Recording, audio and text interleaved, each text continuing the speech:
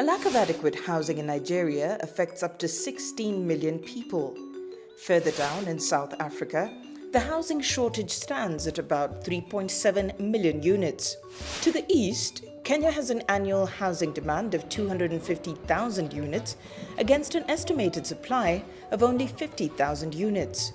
Overall, Habitat for Humanity says that Africa faces a shortfall of at least 51 million housing units. But what's the reason for the crisis? Rapid urbanization and a growing slum population is the leading cause of the current housing crisis. It's estimated that squatter settlements house 40% and in some cases 75% of the population within fast-growing cities in developing countries. It's a sector that needs careful attention because one of the human rights is to be able to provide shelter, which is ingrained in many constitutions. Cities are expanding at exponential rates, which are frequently in conflict with urban planning and development. According to the report Stocktaking of the Housing Sector in Sub-Saharan Africa, Africa could have as many as 1.2 billion urban dwellers by 2050 and 4.5 million new residents in informal settlements each year. To help bridge the gap, Africa has turned to China.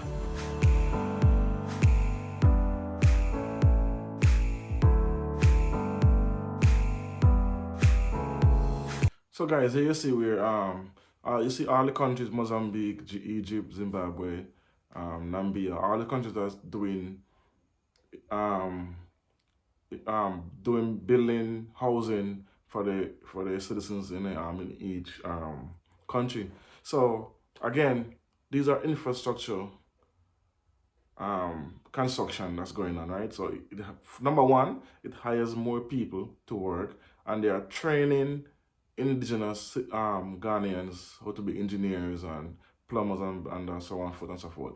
And these homes are then in turn sold to citizens. And so all in all, this is what America fear. And this is what the Western media doesn't show. They don't show these projects that's helping countries that's not a dead trap or that's not taking advantage. This is what China working with governments to build homes and infrastructure for its citizens, and these are good deals because these deals, they don't lose anything when these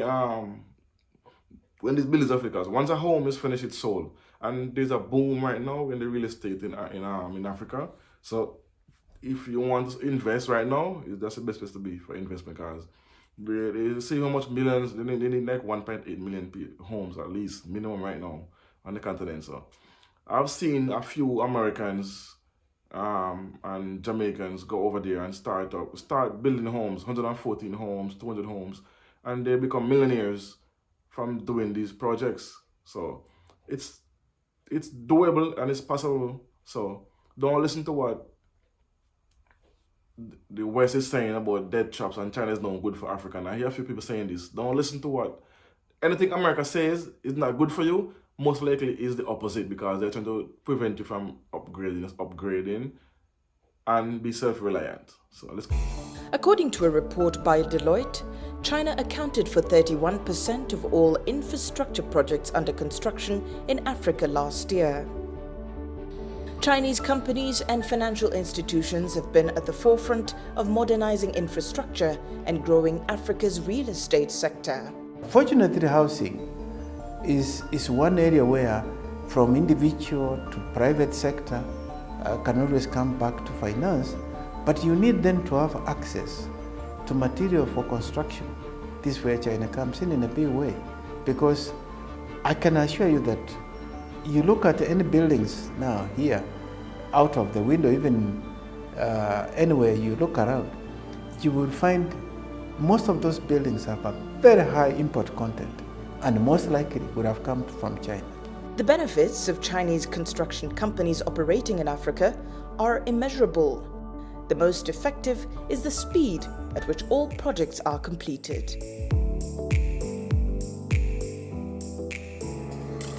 William Masharia is a Kenyan who has been working for Chinese construction company China Wuyi as an engineering manager. He has developed first-hand knowledge on the Chinese style of construction over the last few years. Doing a 20-story building with around 3 basements, 2 years is enough to do it up to finishes. Before, these ones would take 5-6 years. Excavation alone before would take around a year or so. Nowadays we can be able to do it within 3 months. Training of the domestic workforce is also a common channel for knowledge transfer. There are a lot of benefits. One thing is we learn a lot because of the technology they bring and the empowerment they bring. So guys, here you see where, you see they have a local engineer, Ghanaian, they teach him to improve his skills, and you see they're keeping classes to teach citizens of the continent of Africa how to do build. And look, they are taking projects that would last for 6 years, cut it down into 2 years, that's less than half the time. And no, I don't want you to come and say yes because these buildings are not good. Chinese are one of the best when it comes to architectural infrastructure. Look at China, how developed, and look at the crazy buildings they construct and build.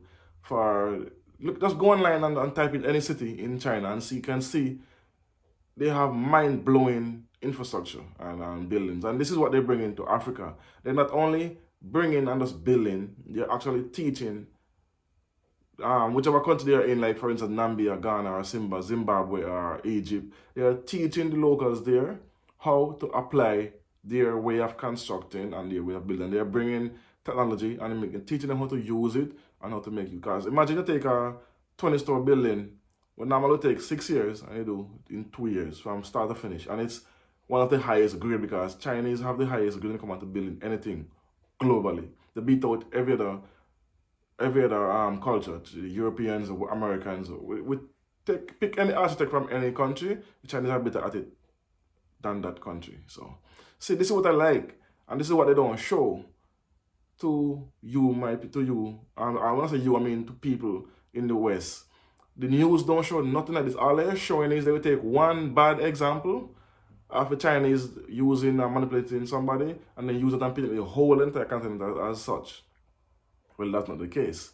So let's continue. There is a symbiotic link between Africa's need for technology, infrastructure, and the accompanying skills, and what China can offer. Construction done by Chinese companies rates higher than those of the European Union. There's a lot of trust in this, and occupancy levels can attest to this. And yeah, I've never had a complaint of somebody saying, oh, this was done by the Chinese, or this was done by this, that time. I have no confidence in this.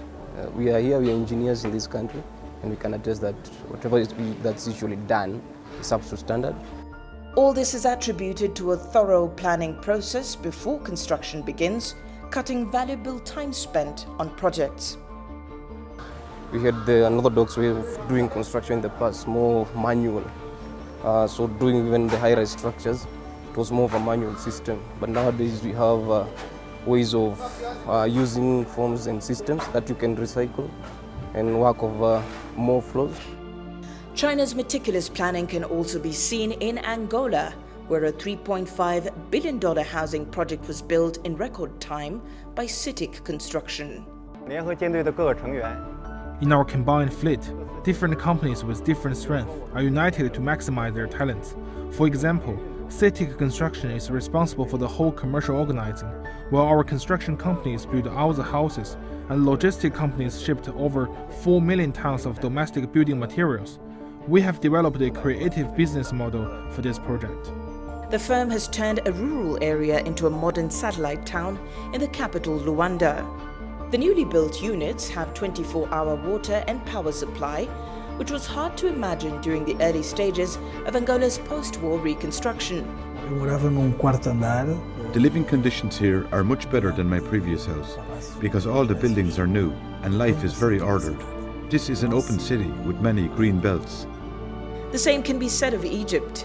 Despite the COVID-19 outbreak, Chinese direct investments in Egypt surged by more than 19% in 2020. Experts say Chinese cooperation is vital to the growth of the North African nation's economy, and there is a lot to glean from China's experience in development. The Chinese success story is unprecedented in human history. No country has ever managed to post economic growth of 10% annually for 30 years. When they started the reforms, they had the same problems we face now. Problems in the workforce, unemployment, currency, markets, and expertise. Over the last few years, Chinese companies have invested nearly $8 billion in Egypt, and there is optimism that much more money will be pumped into that economy in the future. As Africa's cities make room for more citizens, making use of expertise from China seems to be the right way to go. So there you have it. You see, the great infrastructure and the great look how they transformed that little shack-looking village into a community. And you see, the people are going to be grateful because when you have a better home, you have 24-hour running water and 24 hours of light, which means you don't have light chipping in and out and you have constant water. You have a more relaxed life. And then people who are more relaxed home are productive more when they go to work. So the better your home situation is, the more productive you become. Because when you're home and you're in misery don't work. It breaks people's spirit. So when you have somewhere to lay your head and it's a pretty well built place, it's like this, like what some of these projects you see in this video. This is what I said. Yes, the Chinese are making money because they're bringing in material from China.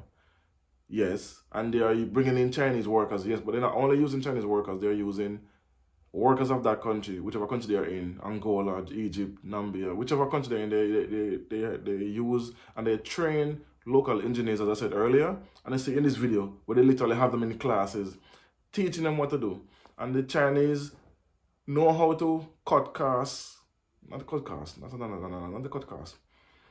How to cut time. So instead of you do less manual work and more machine to make it fast to put a project forward faster, basically. As I said, you never hear of any building collapsing that the Chinese built, especially in China. You never hear over the news, unless it's an earthquake, and then that's a whole different story.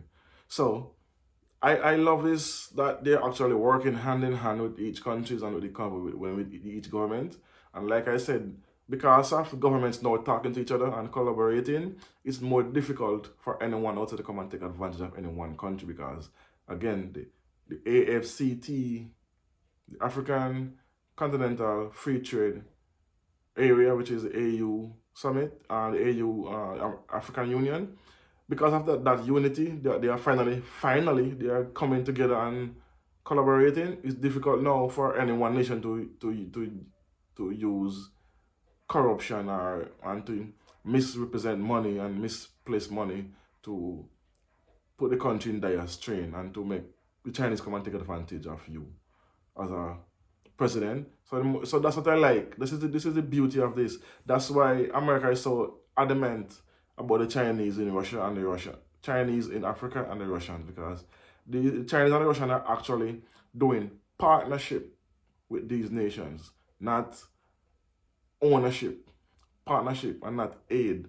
They're doing partnership that benefits both people, because the China is business, so they need to make money. So that's a given. Who's gonna go to business that doesn't make money? Nobody wants that.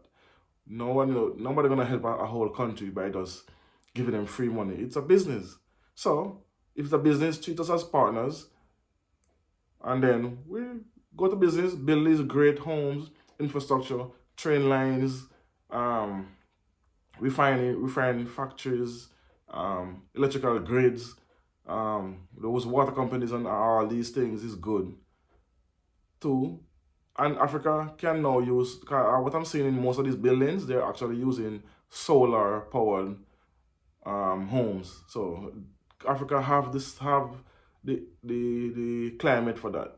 So that's another great thing that they're doing. So big ups to the African nations that are actually doing infrastructure job with China and not listening to the Americans about dead traps, and they screaming this big bad wolf. So yeah, thanks for watching. You don't know it is. Tell a friend to come. Like, share, comment, and subscribe. Don't forget to leave a comment. Let me know what you think about this project and what's going on in Africa right now with the economical boom. And as I said, you can go over there as well and become a millionaire by just building homes as if you want, because I've seen that there's a lot of people now, individual people going over there and doing this. You can find it all over YouTube. Go on the most channels you can see people going, moving there and building homes and selling them and then making it a business and becoming rich. So it's doable and it's being done. So thanks for watching. I don't know, it's the Washington Echo Park. I don't know. Peace. One love. Boom.